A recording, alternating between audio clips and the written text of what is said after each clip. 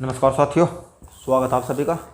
आज हम दिल्ली पुलिस वर्ष 2020 परीक्षा में आए कुछ प्रतिशत के सवालों को देखेंगे, जिसमें हम प्रतिशत से जुड़े सभी सवाल, चाहे वो ब्याज से संबंधित हो, चाहे वो साधारण प्रतिशत से संबंधित हो, के कम से कम 20 सवालों को देखेंगे। और प्रतिशत से जुड़े और ब्याज से जुड़े जितने भी सभी सवाल हैं वे हम लगभग 2-3 क्लास में पूरे कवर कर लेंगे, जो दिल्ली पुलिस के पिछली परीक्षा में आए हुए हैं। तो ये लगभग मैंने जो देखा है वे लगभग आपके 100 से 120 सवाल है। तो 20 सवाल आज कराऊंगा, फिर आपके 40-40 सवालों की 2 क्लास और हो जाएगी। मेरे हाथ में जो ये पीडीएफ है, ये पीडीएफ आपको चैनल के डिस्क्रिप्शन लिंक में आपको मिल जाएगी। चलिए शुरू करते हैं। देखिए, पहला सवाल है कि एक धनराशि, पहला सवाल कह रहा है कि एक धनराशि अर्धवार्षिक रूप से चक्रवृद्धि किए जाने, यानी कि जो रेट ऑफ इंटरेस्ट है वो है तो 10%, लेकिन वो अर्धवार्षिक रूप से दिया गया है। ये 10% ईयर है, तो अगर हाफ ईयरली करेंगे, अर्धवार्षिक करेंगे, तो वो 5% हो जाएगा। ठीक है, क्योंकि इसका जितना समय कम हुआ है उतनी ही आपकी रेट भी कम हो जाएगी। फिर कह रहा है एक वर्ष के अंत में, यानी कि एक वर्ष के अंत में, एक वर्ष के अंत का मतलब यहाँ पर ये है कि भाई जो आपका अर्धवार्षिक समय है, अर्धवार्षिक समय होने का मतलब ये है कि एक वर्ष में 6-6 महीने के 2 पीरियड, यानी कि आपके छमाही रूप से ब्याज लगा होगा, छमाही रूप से ब्याज लगा होगा। तो इसलिए हम कह सकते हैं कि वो ब्याज आपका इस तरीके से काउंट होगा जैसे कि भाई 2 वर्ष के लिए काउंट हुआ हो। तो आप ये बताइए, उसने कहा कि भाई जो वर्ष के अंत में राशि है वो आपकी 20,947 रुपये .5 है, और ये आपकी 5% की रेट पर आई है, यानी कि 5% छमाही की रेट पर आई है। तो इसने पूछा है कि 3 गुनी राशि, अगर राशि x है, अगर मान के चलो जो अमाउंट है वो x है, तो 3 गुना x पर अगर रेट ऑफ इंटरेस्ट r अगर हम ले, यहाँ पर ये r1 है जो ये चक्रवर्ती ब्याज के लिए है, ये r2 है जो साधारण ब्याज के लिए है,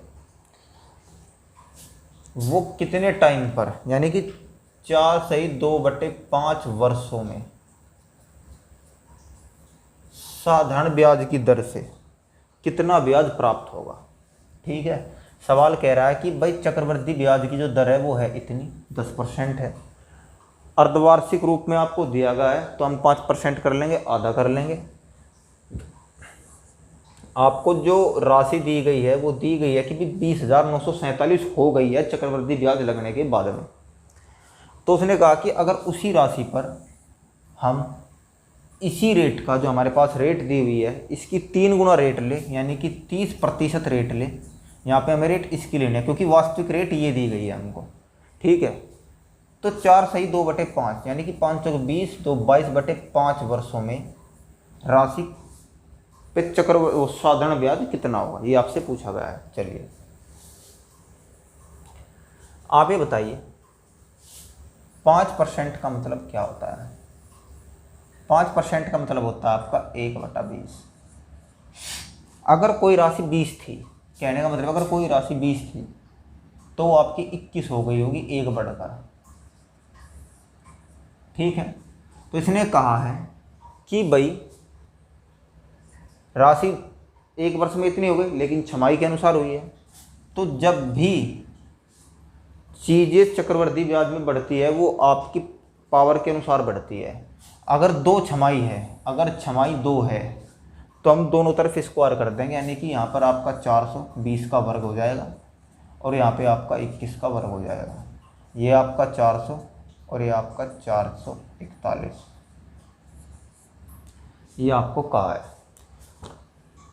फिर आपसे कहा है कि जो 441 है इसकी वैल्यू है 20,947.5। अगर आप 441 को 20,000 20,947.5 रखें तो यहाँ से एक की वैल्यू 20,947.5 बटे 441 इतनी आ जाएगी। ठीक है, तो 400 की वैल्यू हमारे पास कितनी होगी? 400 की वैल्यू गुणा 400 होगी। आफ्टर सॉल्यूशन ये आपका 19,000 होगा।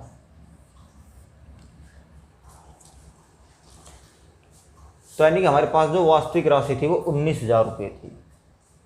अब इसने कहा है कि भाई 19,000 रुपये पर 30% की दर से 22/5 वर्षों में साधारण ब्याज कितना होगा, ये आपसे कहा है।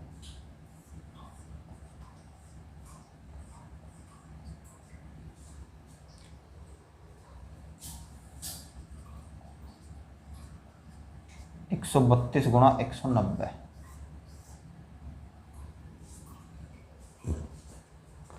तो आपकी राशि हो जाएगी 25,080। ये आपकी राशि हो जाएगी। ये आपका सवाल था। देखिए सवाल दोबारा बता रहा हूँ, सवाल में पूछा कुछ नहीं है, सिर्फ आपका करने के लायक पार्ट इतना है, आपको सीधा मार्क करना है कि भाई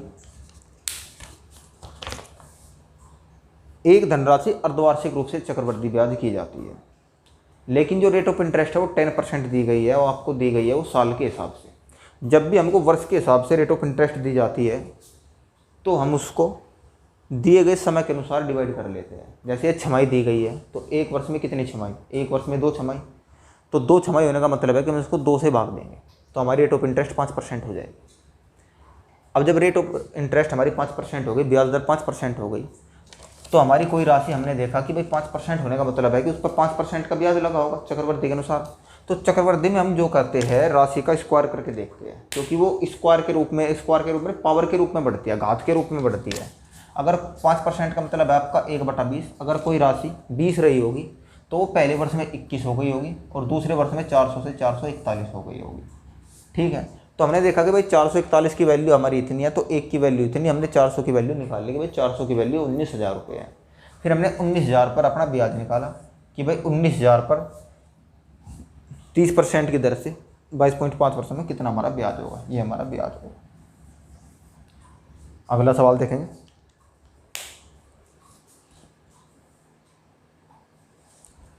देखिए अगला सवाल है साथियों कि एक वस्तु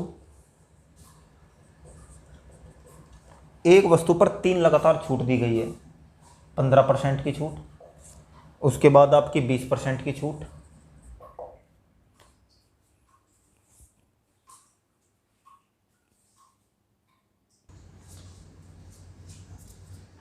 तो सवाल ऐसा था कि एक वस्तु के अंकित मूल्य पर 15%, 20% और 18% की 3 लगातार छूट देने के बाद में 3 लगातार छूट दी गई है, 15%, 20% और 18%। उसके बाद जो वस्तु का मूल्य है, छूट देने के बाद जो वस्तु का मूल्य है वो 2030.40 है। ठीक है, फिर आपको कहता है कि भाई वस्तु का अंकित मूल्य ज्ञात करो।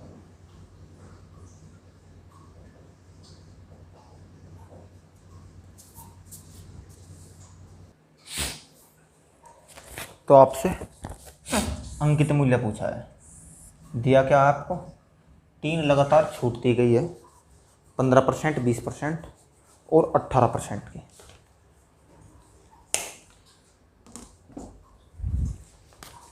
पंद्रह 20% और 18% की 3 लगातार छूट दी गई है और छूट के बाद जो मूल्य है वो इतना है। आपसे पूछा है अंकित मूल्य क्या था। देखिए कोई वस्तु 100 रही होगी तो 85 हो गई, फिर दोबारा से वो 100 से आपकी 80 हो गई, फिर आपकी दोबारा 100 से आपकी 82 हो गई। ये आपका रेशियो है कि कोई वस्तु 100 थी, 85 हो गई, फिर जो कुछ आया उसका 20% घटा, 80% हो गई, फिर जो कुछ आया उसका 18% घटा और आपकी 82% हो गई। अब आप इसको देखिए,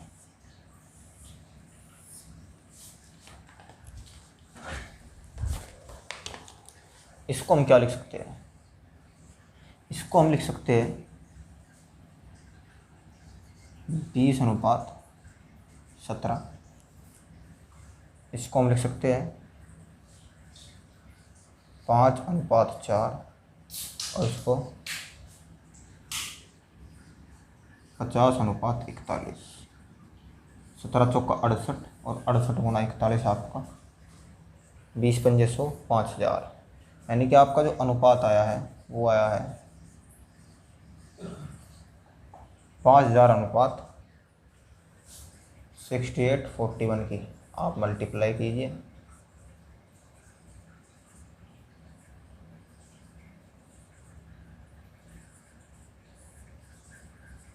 आपका 2788 आ गया। आपकी जो वैल्यू 2788 की दी गई है वो दी गई है आपकी ये। अगर मैं इधर लेके जाऊँ इसको तो 2230.40 की वैल्यू अगर 2788 है तो इसको इससे भाग देने पर आपका 8 आएगा। ये मैंने पहले से कैलकुलेशन किया हुआ है, आप कैलकुलेशन करके देखना है, 8 आएगा। और 8 की गुणा आप 8 नहीं 0.8 और 0.8 की गुणा आप जब 5000 में करोगे तो आपका 4000 आंसर आ जाएगा। ये इसका फाइनल आंसर था। तो ये आपका सवाल था। देखिए इसमें कोई ऐसा वो नहीं है, थोड़ा सा डाटा दिया गया है, थोड़ा पेचीदा डाटा है, सवाल सीधा है लेकिन डाटा थोड़ा सा कैलकुलेटिव डाटा है कि आपको थोड़ा कैलकुलेशन करना पड़ेगा। ठीक है, उम्मीद करता हूँ इतना आपको समझ में आया होगा। अगला सवाल देखते हैं।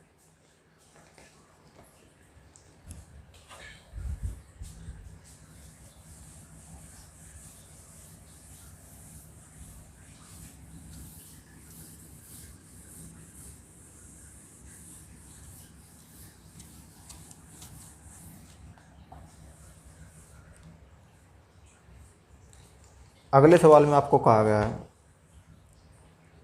कि किसी वस्तु पर प्राप्त लाभ,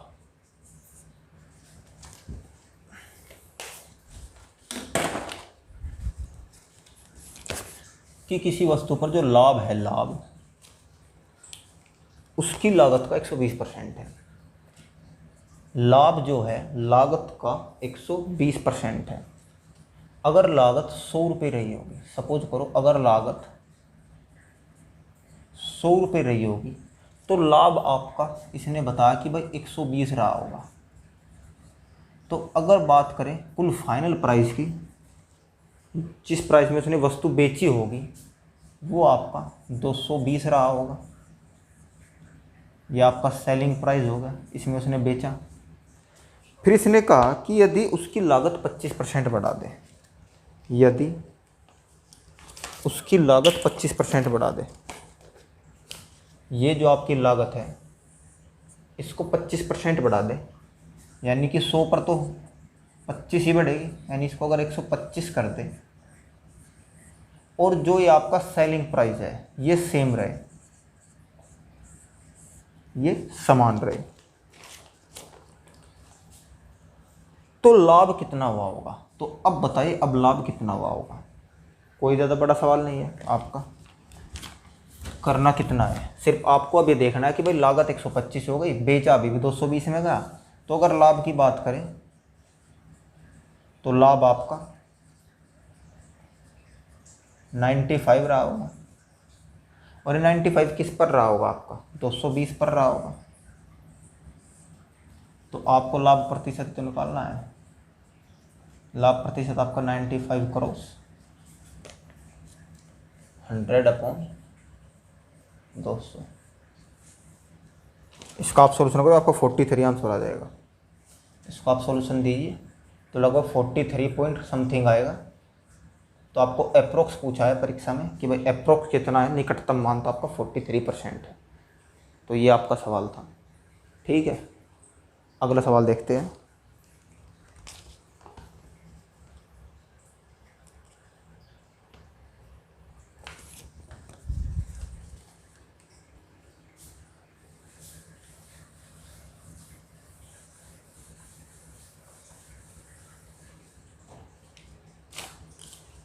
अगला सवाल है एक व्यक्ति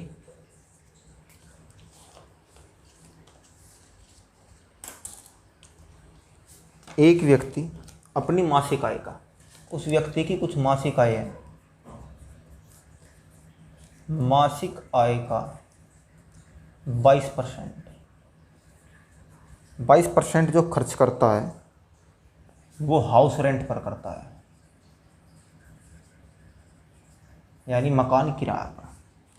फिर 40% जो करता है, 40% करता है वो घरेलू खर्चे और राशन पर, यानी कि आपके कुछ घरेलू उसके एक्सपेंडिचर रहे होंगे और उसका राशन, ठीक है, जो उसके घर के ज़रूरत का सामान रहा होगा, ठीक है। ये आपका घर किराया और ये आपका अन्य खर्चे और आपका राशन, यानी कि घर का जो राशन का सामान है। अब इसने कहा जो शेष आय बची, अब आप मान के चलो हम हमेशा चीज़ों को 100 मानते हैं, तो ये हो गया आपका 62। तो बचा कितना, 100 में से 62 खर्च होगा तो बचा 38, तो 38 बचा। अब इसने कहा कि भाई इस बचे हुए का 50% का मतलब होता है 1/2 यानी आधा, यानी इस बचे हुए का 50% वो क्या करता है, बच्चों की शिक्षा व अन्य और खर्चे। अब उसके बाद बचा कितना, 19% बचा ऊपर के हिसाब से। चलिए, क्योंकि उसने इसमें से 19 तो खर्च कर दिया और 19 बचा, तो इस 19 की वैल्यू 3800 दी गई है।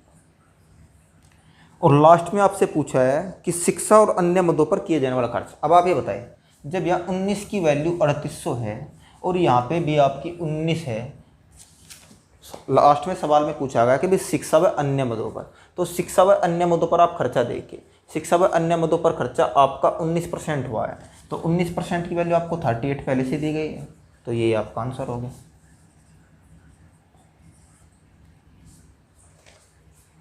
ज़्यादा पेचीदा सवाल नहीं, थोड़ा बस आपको परसेंटेज में घुमाया कि भाई परसेंटेज ये बनाई आपके लिए, और परसेंटेज पहले सवाल आपको पूछा गया है, सीधा सवाल है बिल्कुल, ज़्यादा कैलकुलेटिव भी नहीं है। ज़्यादातर सवाल इसी तरह का आपको मिलेंगे परीक्षा में।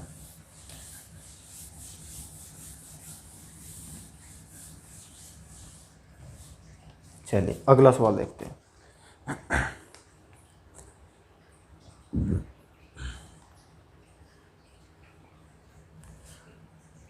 अगला सवाल कह रहा है कि एक व्यक्ति ने 3 वस्तुएं खरीदी, ए बी सी, और तीनों 200 रुपये में खरीदी, तो कुल रुपये उसने कितने खर्च किए, कुल रुपये उसने 600 रुपये खर्च किए, ठीक है, कुल उसने 600 खर्च किए।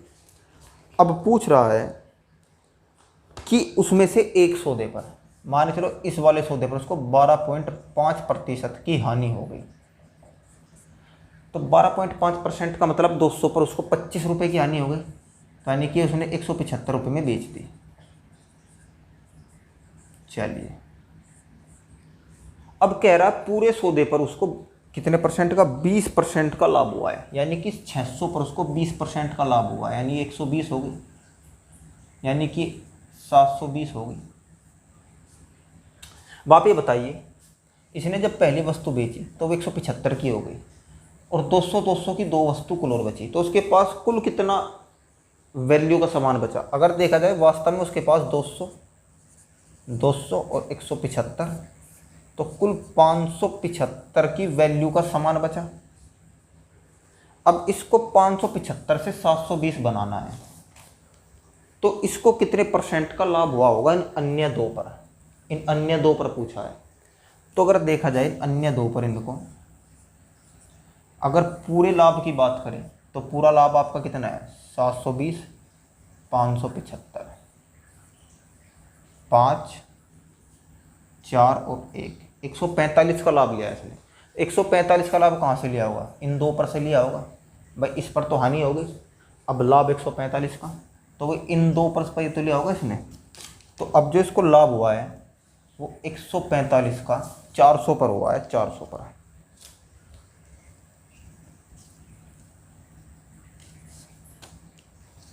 यानी कि हम कह सकते हैं 145 गुना 100/400।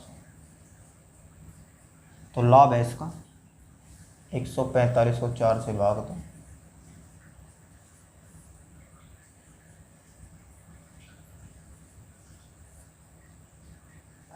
36.25% का इसको लाभ हुआ है। ये इसका आपका आंसर है, 36.25% का।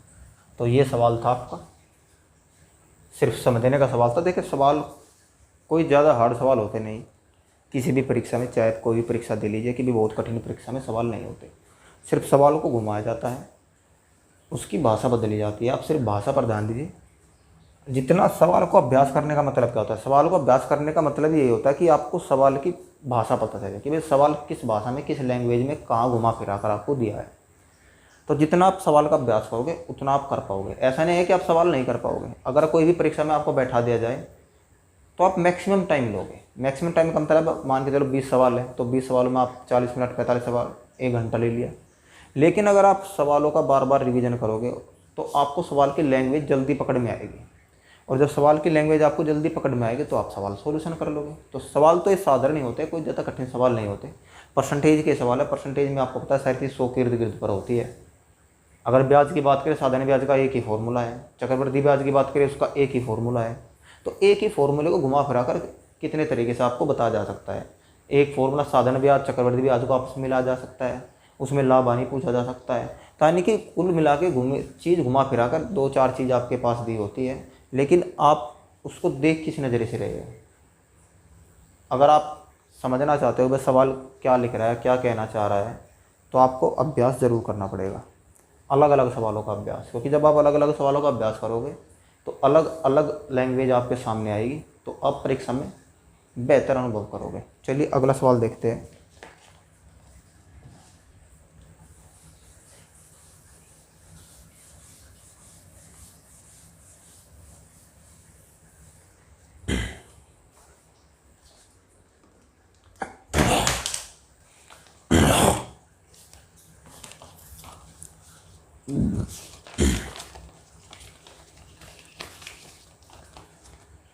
देखिए अगर सवाल बहुत ही बेहद सिर्फ सोच पर आधारित सवाल है, लिखने का कोई काम नहीं है। कह रहा है कि 9,000 की धनराशि पर 5% साधारण ब्याज। देखिए जो अमाउंट है वो है 9,000। टाइम है 3 ईयर यानी कि 3 वर्ष, और रेट ऑफ इंटरेस्ट है 5%। एक व्यक्ति ने इस डाटा पर कोई धन लिया है, यानी कि 9,000 रुपये लिए है, 3 साल के लिए है, और भाई साधारण ब्याज पर SI की रेट है, SI की रेट है 5%। उसने इसी धन को दूसरे आदमी को, इसी धन को समान टाइम के लिए 7% की रेट पर दे दिया।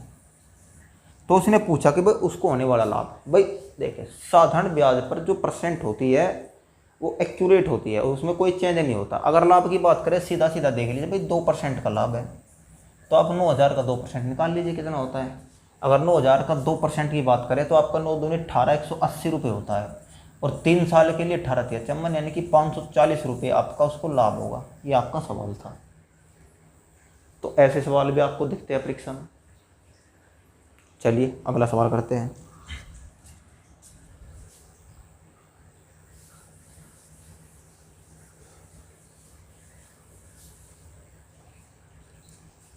अगला सवाल है, चीनी की कीमत में 25% की वृद्धि हुई। चीनी की कुछ भी कीमत थी, सपोज करो चीनी की कीमत 100 रुपये थी, उसकी कीमत में 25% की कमी हो गई, यानी कि कीमत घटकर 75 हो गई। 25 की कमी होकर 75 हो गई। अब उसने कहा कि 1,200 रुपये में, जो रियल मूल्य है वो है 1,200 रुपये।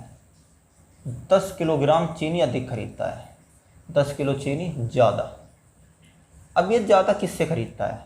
भाई जो 25 रुपये उसके पास घटकर आए हैं, और इन्हीं 25 रुपये से वो 10 रुपये, इन्हीं 25 से वो 10 केजी चीनी ज़्यादा खरीद रहा है, क्योंकि उसने अपना अमाउंट नहीं कम किया। वो पहले भी 1200 के ले रहा है, अब भी 1200 के ले रहा है। यूनिट के हिसाब से देखे, पहले भी 100 के ले रहा था, अब भी 100 के ले रहा है। तो ये 25 यूनिट है, इस 25 यूनिट में उसको 10 केजी चीनी ज़्यादा मिल रही है, कहने का मतलब ये है। तो अगर बात करें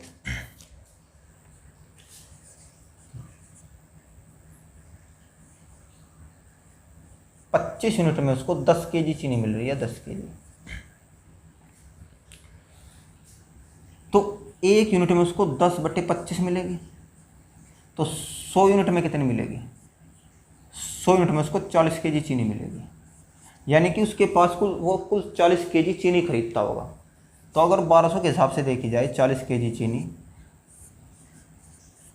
तो 30 का रेट है, यानी कि 30 रुपये पर केजी। ये कौन सा मूल्य है? ये मूल्य है घटा हुआ मूल्य। हमको वास्तविक मूल्य जानना है। वास्तविक मूल्य क्या है? वास्तविक मूल्य जो है आपका 100% है, और ये वैल्यू कितने की है? 75% की। तो आप ये बताइए, जब 30 75% है तो 100% कितना होगा? तो 100% आप बता सकते हैं, 100% आपका 40 होगा। अगर हम कहें कि भाई 75% की वैल्यू 30 है, तो 100% की वैल्यू कितनी होगी? तो 100% की होगी 30/75 गुणा 100, 25 की 75, 25 चौका 100, यानी आपका 40 रुपये। तो ये आपका सवाल था। उम्मीद करता हूँ ये आपको समझ आया होगा। अगला सवाल देखते हैं।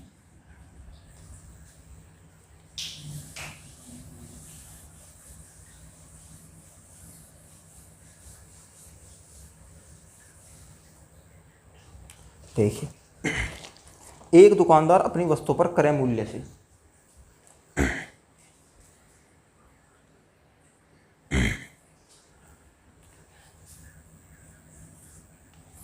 एक दुकानदार अपनी वस्तुओं को क्रय मूल्य से, यानी कि जितने में उसने क्रय किए, मान कर चलो जो क्रय मूल्य है वो 100 रुपये है, सपोज किया, उससे 20% अधिक मूल्य अंकित करता है। यानी कि जो अंकित मूल्य करता है, वो जो मूल्य अंकित करता है वो 120 करता है। ठीक, फिर वह 3/4 वस्तुओं को, 3/4 मतलब है 3/4 वस्तुओं को, यानी कि 4 में से 3 वस्तुओं को वह अंकित मूल्य पर, यानी कि 120 में देता है। अगर 120 की गुणा आप 3 में करते सीधा सीधा, तो 360। कुल वस्तु 4 है, तो उसका क्रय मूल्य कितना रहा होगा? कुल रहा होगा 400।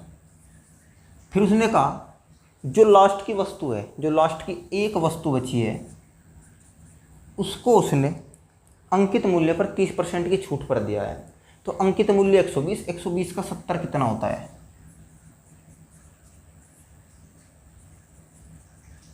आपका 84, यानी उसने उसको 84 में दे दिया। तो अगर बात करें तो चारों वस्तु उसने कितने में बेची? चारों वस्तु उसने 360 प्लस 84, उसने चारों की चारों वस्तुएं 444 रुपये में बेची। तो 444, 400 का कितना परसेंट है? आप ये देख लीजिए, या देखिए 44 रुपये उसको ज़्यादा मिले, 44 रुपये उसको ज़्यादा मिले। तो आप 44 की अगर तुलना करें तो 44 400 के रेशियो में 11% होता है, यानी उसको 11% का लाभ हुआ है। तो ये आपका सवाल था।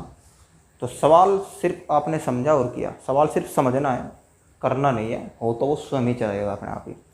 सवाल अपने आप हो जाता है जब आप समझ जाते हो। अगर सवाल समझ में नहीं आया तो कितना भी प्रयास करते रहिए, सवाल होगा ही नहीं।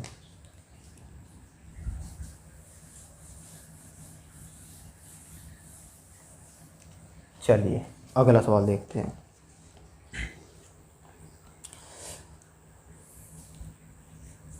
अगला सवाल आपका है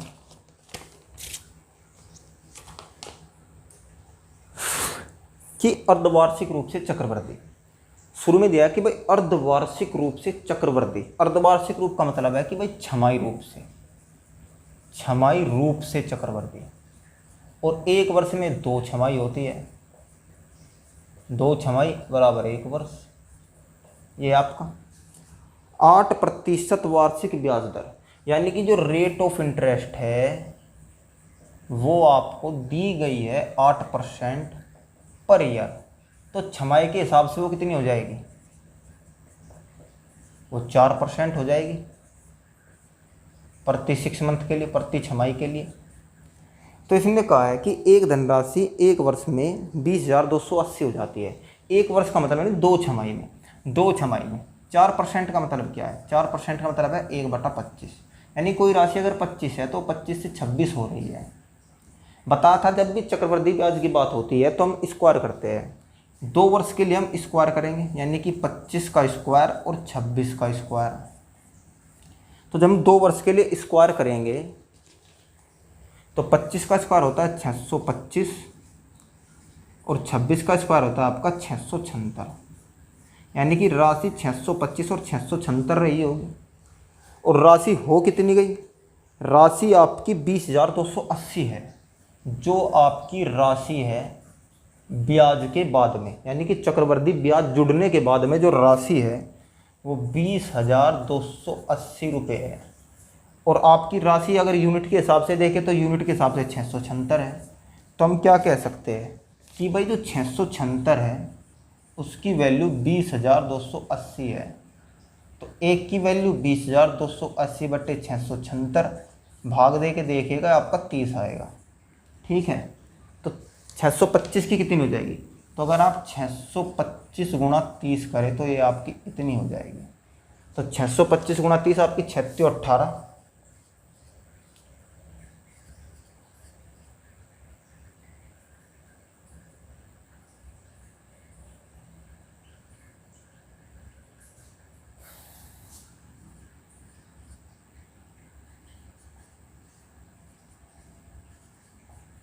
तो आपकी राशि 18,750 रुपये है। जो आपकी वास्तविक राशि है वो आपकी 18,750 रुपये है। फिर आपसे पूछा है सवाल में कि उसी धनराशि पे अगर चक्रवृद्धि ब्याज किया जाए और वो भी वार्षिक रूप से, तो 2 वर्ष होगा। अब की बार इसने कह दिया है कि भाई ये तो छमाही रूप से था, अगर मैं इसको वार्षिक रूप से करूं, यानी कि मैं 2 साल का 8% के हिसाब से ही करूं, और अब की बार जो रेट ऑफ इंटरेस्ट है वो वार्षिक रूप से है, यानी कि छमाही रूप से, तो ब्याज कितने रुपए होगा? तो भाई ब्याज पूछा है कि ब्याज कितने रुपए होगा। आपको अमाउंट तो पता ही है कि भाई अमाउंट इतना है। ठीक है, तो आपसे पूछा है तो आप ये बताइए 8% का मतलब क्या होता है? 8% का मतलब होता है 8/100, यानी कि 2/25, यानी कोई राशि 25 थी, अब की बार 27 हो गई। और 2 वर्षों के हिसाब से हम वर्ग करते हैं, तो वर्ग आपका क्या होगा? 625 और 27 का 729। तो आपसे ब्याज पूछा है, तो ब्याज अगर देखें तो ब्याज क्या होता है? ब्याज होता है जो आपका मिश्र धन आता है, मिश्र धन में से अगर आप मूलधन को घटाएं वही आपका ब्याज होता है। तो अगर हम 729 में से 625 को सीधा सीधा घटा दें, अगर हम 729 में से 625 को सीधा सीधा घटा दें तो आपका 104 रुपये होता है। तो इसने कहा कि भाई 104 रुपये ब्याज है। तो आप ये बताइए, यहाँ पर 625 एक यूनिट की वैल्यू हम 30 ले रहे हैं शुरुआत से, तो अगर 104 की गुणा 30 में कर दी जाए तो आपका 3120 आंसर हो जाएगा, और यही आपका ब्याज होगा। तो यानी कि आपका ब्याज कितना है? 3120 रुपये है। ये सब चीज़ें आपको देखो माइंड कैलकुलेशन करनी होती है। माइंड कैलकुलेशन करने मतलब है जितना आप अभ्यास करोगे उतना आप माइंड कैलकुलेटिव सवाल करोगे। ठीक है, तो आपकी कैलकुलेशन का सिर्फ एक ही निचोड़ होता है, वो होता है अभ्यास। अभ्यास लगातार करते रहिए, कैलकुलेशन होती चली जाएगी। सवाल सिर्फ आपका इतना करने लायक था, आपको ये चीज़ दिमाग में सोचनी होती है। सिर्फ बोर्ड पर भाई मुझे बताना पड़ रहा है क्योंकि मुझको बोर्ड पे बताना है, आपको बताना है।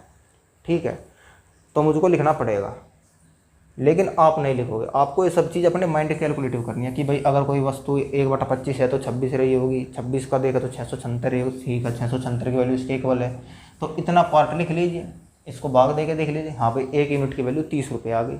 फिर हमसे पूछा है कि भाई अगर मैं इसको 1 वर्ष पे ले लूँ, पहले छमाही पे था, अब की बार 1 वर्ष पे ले लूँ, और टाइम पीरियड 2 वर्ष ले लूँ, तो टाइम पीरियड 2 वर्ष लेने पर हमने इसका रेट ऑफ इंटरेस्ट निकाला कि भाई कितना निकलेगा। कोई राशि हमको पता है चक्रवृद्धि में हम क्या करते हैं, स्क्वायर करते हैं, तो 625 से 729 हो गई होगी। तो इनके बीच का अंतर ही तो आपका ब्याज है, यानी कि जो मिश्र धन है, चक्रवर्ती ब्याज में हमेशा मिश्र धन निकल के आता है और साधारण ब्याज में हमेशा ब्याज निकल के आता है। ठीक है, तो यहाँ पे जो मूलधन और मिश्र धन के बीच का अंतर आपका ब्याज है, तो ब्याज आपका यूनिट के हिसाब से 104 आया, उसकी गुणा हमने 30 में कर दी, तो आपका 3120 आपका आंसर हो गया। चलिए अगला सवाल देखते हैं।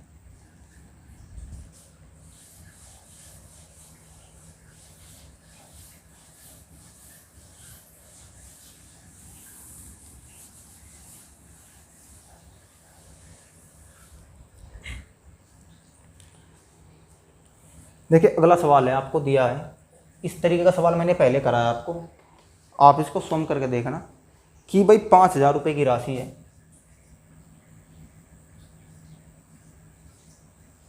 5000 रुपये की राशि पर 3 लगातार छूट दी जाती है, 15%, 10% और 18% की। तो वस्तु का विक्रय मूल्य क्या है? देखिए इसमें आप सम करके देख, लेकिन मैं आपको एक तरीका बताता हूँ। देखिए 5000 पर दिया गया आपको, 5000 पर 15% छूट का मतलब 85 रह गई होगी, 10% छूट का मतलब फिर 90 रह गई होगी, 18% छूट का मतलब फिर आपकी 82 रह गई होगी।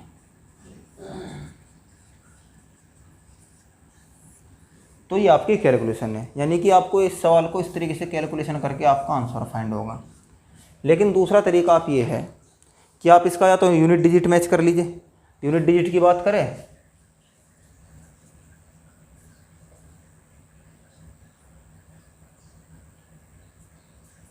तो आपके ये बचा, तो 5 पंजे 25, 5 दूनी 10, यूनिट डिजिट आपका 0 होगा। तो कितने 0 होगी, मेन मुद्दा ये है कितनी 0 होगी। अगर आप 5 की बात करें तो 5 गुणा 17 गुणा 5 गुणा 9 गुणा, इसमें कितने 2 है, इसमें 41 क्रॉस 2। देखिए 1 5 है और 2 5 है, 2 केवल एक बार है। अगर 2 केवल एक बार है तो आपकी 0 होने की संभावना भी आपकी 1 ही होगी। तो यानी कि हम कह सकते हैं आपका तीसरा और चौथा ऑप्शन तो आपका आंसर नहीं होगा, क्योंकि अगर हम 5 दूनी 10 करें तो ये 10 गुणा 17 गुणा 5 गुणा 9 गुणा 41/100 है, 1 0 से 1 0 फिर कटी, तो आपका 17 5 9 1, यानी कि हम कह सकते हैं 5 7 35 और 9 पंजे 45, 5 एकम 5, यानी कि आपका जो इकाई अंक होगा वो 5 होगा। लेकिन आपको 2 ऑप्शन ऐसे दिए गए हैं जिनका इकाई अंक 5 होगा, ऑप्शन ए और ऑप्शन बी। चलिए फिर आपको एक तरीका बताता हूँ, बहुत ही बेहतरीन होता है डिजिटल सम का, यूनिट डिजिट का। देखिए आप इन सब का यूनिट डिजिट कीजिए। अगर आप यूनिट डिजिट करके आप देखेंगे 7 और 1 8 गुणा 5 गुणा 9 गुणा 4 1 5, 8 पंजे 40, 40 का 4, 9 चौक 36, 36 का 6 3 9 और 9 पंजे 45, 45 का 5 और 4 9, यानी कि इसका जो यूनिट डिजिट आया है ऊपर का वो आया है 9। यूनिट डिजिट हम कैसे करते हैं, जो ये आपके नंबर दिए गए हैं इन नंबर के अंकों को जोड़िए और बीच में जो भी मैथमेटिकल ऑपरेशन, जो भी गणितीय संक्रिया दी गई है उसको जो का तो रखिए, और बाद में जो भी फाइनल आउटकम आता है वो आपका यूनिट डिजिट होता है। यूनिट डिजिट पर 100 का कोई प्रभाव नहीं पड़ता, अगर हम यूनिट डिजिट को 100 से भाग दें तो उस पर कोई प्रभाव नहीं पड़ता। फिर आप ऑप्शन देखेंगे भाई किस ऑप्शन में यूनिट डिजिट 9 है, तो हम देखेंगे भाई 5 और 4 9 और 6 और 3 9, ऑप्शन ए ही ऐसा ऑप्शन है जिसमें यूनिट डिजिट सभी का 9 आता है। तो आप इसको इस प्रकार से कर सकते हैं, कैलकुलेशन में बड़ा पड़ेगा, इस प्रकार से करोगे तो आपको छोटा पड़ेगा। किया क्या हमने, आप शुरुआत से यूनिट डिजिट निकाल सकते हैं, यहाँ पे यूनिट डिजिट निकाल लीजिए भाई। 5 का 5, 8 और 5 13, 3 और 1 4 गुणा 9, 8 और 10 का 1, 5 चौक 20 2 गुणा 9 गुणा 1, 9 दूनी 18, 8 और 1 9। तो यानी कि इसका जो डिजिटल सम आया है वो 9। मैंने बताया कि भाई डिजिटल सम पर 100 से भाग का, 100 से भाग हो या 1000 से भाग हो, 100 का कोई भी मल्टीपल हो 100 की पावर में, यानी कि 10 की पावर n, अगर 10 की पावर कुछ भी हो उसका यूनिट डिजिट पर कोई प्रभाव नहीं पड़ता। तो हमने देखा कि भाई केवल ऑप्शन ए एक ऐसा ऑप्शन है जिसमें हमें अंकों का योग 9 मिलता है, तो इसलिए हम पहले ऑप्शन को आंसर लगा देंगे। चलिए,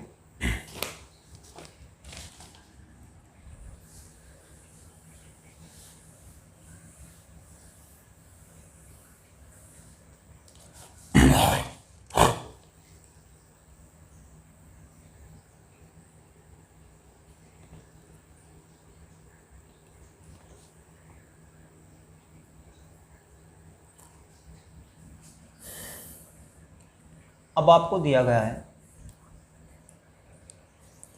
कि दो व्यक्ति है, ए और बी दो व्यक्ति है, दोनों को समान राशि दी गई है। समान राशि आपको 43892 ये आपको दी गई है, और समय जो दिया है वो दिया है 3 वर्ष, यानी कि 3 साल आपको दिए हैं।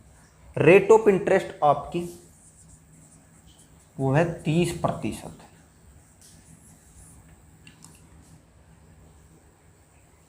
30% रेट ऑफ इंटरेस्ट है। अब ये कह रहा है ए को जो मिला है वो मिला है CI पर, और बी को जो मिला है वो है SI पर, यानी कि ए को जो राशि मिली है वो चक्रवृद्धि ब्याज पर मिली है, और बी को जो राशि मिली है वो साधारण ब्याज पर मिली है। ये सवाल में कहा गया है, और कहा गया है कि चक्रवृद्धि ब्याज की तुलना में जो ब्याज प्राप्त हुआ है और साधारण ब्याज पर जो ब्याज प्राप्त हुआ है उनमें क्या अंतर है। यानी कि आपका जो कंपाउंड इंटरेस्ट पर आपको ब्याज मिला है और SI पर जो आपको ब्याज मिला है, उनका अंतर आपसे पूछा गया कि भाई उनके अंतर में कितने प्रतिशत का अंतर है चक्रवृद्धि ब्याज की तुलना में। तो हम देखेंगे भाई कोई राशि, पहले हम CI पर देखेंगे, चक्रवृद्धि ब्याज पर। हमने कहा कि भाई 30% का मतलब होता है आपका 30/100, यानी कि 10/3, वो 3/10, यानी कोई राशि 10 से 13 हो गई होगी पहले वर्ष में। हमने क्या कहा कि भाई जितना टाइम होता है उतनी हम घात लगाएंगे। अगर घात की बात करें, कोई राशि 10 से 13 हुई होगी, तो अगर इसका हम स्क्वायर की बजाय क्यूब करेंगे, क्योंकि समय 3 वर्ष का है, जितने वर्ष का समय उतनी घात। तो 10 की क्यूब तो आपकी आप जानते हैं 1000 है, और 13 की क्यूब आपकी होती है 2197। देखिए आपको याद करना पड़ेगा इस तरीके का, आपको क्यूब वगैरह वर्ग वगैरह आपको याद करने पड़ेंगे, कम से कम 30 से 50 तक तो आपको करने पड़ेंगे, तो आपको सवाल में आसानी होगी।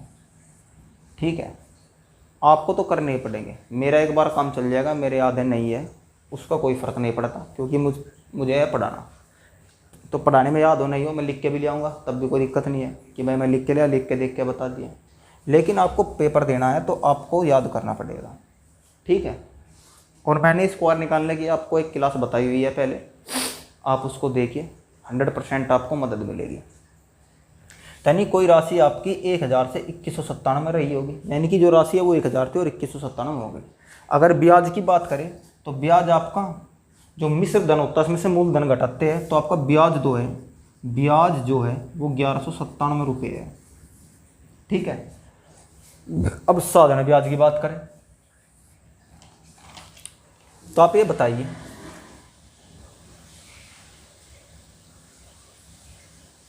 ₹1000 पर 30% के हिसाब से 3 साल में कितना साधारण ब्याज होगा? जाहिर सी बात है 900 रुपये होगा।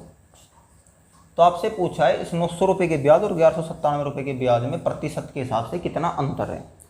तो अगर 1197 से 997 घटाए, अगर 1197 माइनस 900 करें तो आपका 297 आ जाएगा, और ये 297 कितना परसेंट है 1197 का, ये आपको निकालना है। तो आपका हो जाएगा 297 गुणा 100/1197, ये आपका लगभग 24.8% के आसपास होगा, और यही आपका आंसर है। अब आप देखेंगे ये जो आपको डाटा दिया गया है इसका हमें सवाल में कोई यूज नहीं है। चक्रवृद्धि ब्याज और साधारण ब्याज के जो आपके सवाल होते हैं ये आप सीधा परसेंटेज पर कर सकते हैं, क्योंकि परसेंटेज में कोई चेंज नहीं होता, परसेंटेज जो की तो रहती है। ठीक है, तो अगला सवाल देखेंगे।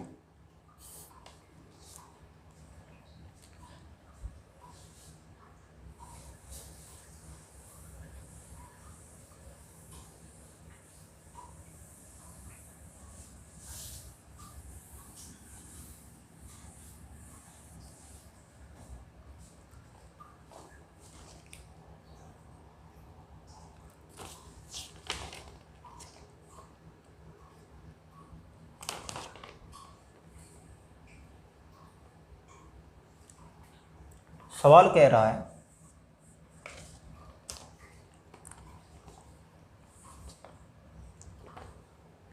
कि किसी वस्तु पर 32% की छूट, 20% छूट और 12% की दो छूट। देखिए ये सवाल भी लगातार का है। आप इसको पहले आपको बताया, आप इसको स्वयं करके देखिएगा, ज़्यादा हार्ड सवाल नहीं है। मैं आपको बता दे रहा हूँ कि किसी वस्तु पर मान के चलो कोई वस्तु 100 रुपये है, उस पर 32% की छूट दी। अगर 32% की छूट दी तो वो 68 बची होगी। फिर कहा है अगर उसी पर 20% की, यानी कि 100 पर 20% की, और जो 80 बचा उस पर 10% की, इस पर 10% की, दो लगातार छूट, यानी कि ये तो एक सिंगल छूट है और ये दो लगातार छूट है, पहले 20% की और फिर 10% की। और इनमें जो अंतर है वो अंतर 36 रुपये का है, यानी कि जो अंतर है 4 की वैल्यू 36 है। तो इसने कहा है कि भाई उस वस्तु का अंकित मूल्य क्या होगा। ये 10 नहीं है, 12% दिया आपको, यहाँ पे आप 12 कर लीजिएगा। और 12% का मतलब होता है 88% की आपको छूट, 88% वस्तु बची होगी, यानी कि 80 का 88% आपका बचा होगा। तो यहाँ पर जो ये दो लगातार छूट होने के बाद जो वैल्यू होगी और जो ये वैल्यू होगी, इसका जो अंतर है आपको 36 रुपये दिया गया है। 36 रुपये आपको 36 रुपये दिया गया है। तो आप देखेंगे अंतर की वैल्यू जो है वो 36 रुपये होगी, अंतर की वैल्यू 36 रुपये होगी। तो पूरी 100 की वैल्यू कितनी होगी, ये आपका सवाल है। तो आप इसको करके देखिएगा, बिल्कुल आपसे हो जाएगा, ये मैं कहता हूँ।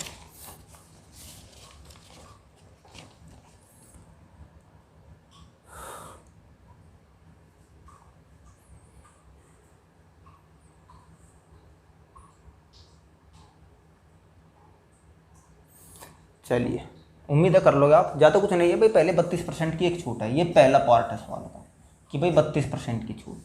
फिर दो लगातार छूट, यानी कि पहले 100 पर 20% की छूट दी गई, 20% की, और फिर जो कुछ बचा 80 उस पर फिर आपकी 12% की छूट दे दी गई।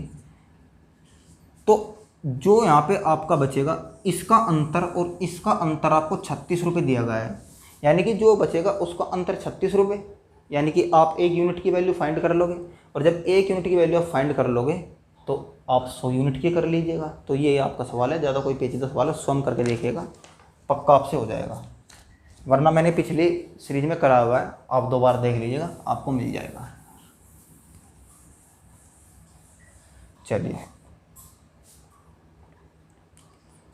अगला सवाल है, अनीता एक वस्तु पर उसके लागत मूल्य से, देखिए अनीता एक वस्तु पर लागत मूल्य का 100 है, तो लागत मूल्य से 210 रुपये अंकित 100। यहाँ पर इस तरीके से नहीं कर सकते हम, लागत मूल्य से, लागत मूल्य x रहा होगा तो x से 210 रुपये उसने बढ़ा के रख दिए, ठीक है। अगर लागत मूल्य x रहा होगा तो उसने अंकित मूल्य 210 रुपये बढ़ाकर रख दिया, और फिर उसने 20% की छूट दी, इस पर उसने 20% की छूट दी, ठीक है। इस पर उसने 20% की छूट दी, तो x पर 10% की हानि हो गई, x पर 10% की उसको हानि हो गई। तो हम क्या कह सकते हैं, x पर 10% की हानि का जो मूल्य रहा होगा वो x प्लस 210 पर 20% की छूट के बराबर होगा, ठीक है भाई। इस पर छूट देने के बाद ये 80% बची, और छूट देने के बाद इस पर इसको 10% का नुकसान होगा, यानी कि इसकी कीमत घटकर 90% रह गई। तो कहीं ना कहीं x का जो 90% है वो x प्लस 210 का 80% के बराबर में कह सकते हैं, यानी कि x का 80%, x का 90% बराबर x प्लस 210। इसको हम y कंज्यूम कर लेते हैं कि भाई ये y है, चलिए y के 80% के बराबर है। तो अगर हम बात करें x अपॉन y की वैल्यू आपकी 8/9 हो गई, यानी कि x 8 रहा होगा और y 9 रहा होगा, यानी कि वस्तु का लागत मूल्य 8 रहा होगा और जो उसने अंकित किया वो 9 रहा होगा। तो आपसे पूछा है कि भाई वस्तु का विक्रय मूल्य, वस्तु का विक्रय मूल्य कितना था। तो भाई विक्रय मूल्य जो वस्तु का था, आप ये बताइए इनके बीच में 210 का अंतर, तो 210 का अंतर, इनके बीच में 1 का अंतर, तो 1 की वैल्यू आपको 210 दी गई है, तो आपको विक्रय मूल्य पूछा गया है। तो विक्रय मूल्य आपका जो होगा वो 210 गुणा 9 के बराबर होगा आपका, सॉरी 210 गुणा 8, खरीदा गया मूल्य 210 गुणा 8 के बराबर होगा। तो 8 दूनी 16, 80, यानी कि आपका 1680 रहा होगा। ठीक है, ये आपका सवाल था। तो आज का सेशन यहीं पर समाप्त करते हैं। उम्मीद करता हूँ ये आपको पसंद आया होगा। कुछ सवाल और बचे हैं आपके परसेंटेज और ब्याज के, अगली 2-3 क्लास में भी करा दिए जाएंगे। तो आपका दिल्ली पुलिस में जितने भी पिछले परीक्षा में सवाल आए हैं 4-5 क्लास में आपके चैप्टर वाइज सभी हो जाएंगे। और मैंने सभी पेपर को देखा है तो उसमें ज़्यादातर जो पिछली परीक्षा में सवाल आए हुए हैं वे आपके ब्याज से, साधारण ब्याज से और परसेंटेज पर सीधे सीधे आए हुए हैं। तो यानी कि अगर आप परसेंटेज पर सीधा सीधा अपना फोकस करें तो आपका लगभग मान के चलो 40% मैथ आपका कवर हो जाएगा उसी के हिसाब से, और बाकी 60% में आपका सब कुछ है। धन्यवाद, नमस्कार।